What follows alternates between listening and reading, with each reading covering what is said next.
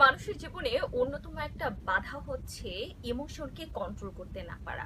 আমরা ইমোশনকে কন্ট্রোল করতে না পারার কারণে বিভিন্ন সময় বিভিন্ন জটিলতায় পড়ি। আচ্ছা বলুন তো কিভাবে ইমোশনকে কন্ট্রোল করা যায়?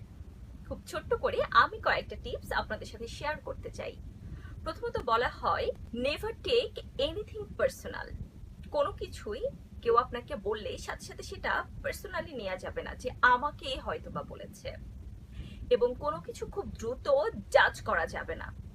আমরা অনেক সময় কি করি, আমাদের ভিতরের ইমোশনটাকে না মানুষের সামনে এক্সপ্রেস করে ফেলি, সেটা আমাদের ফেশিয়াল এক্সপ্রেশনের কারণে।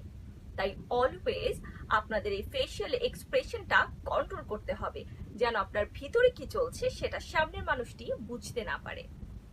মানুষের জীবনে অন্যতম একটা বাধা হচ্ছে ইমোশনকে কন্ট্রোল করতে না পারা। আমরা ইমোশনকে কন্ট্রোল করতে না পারা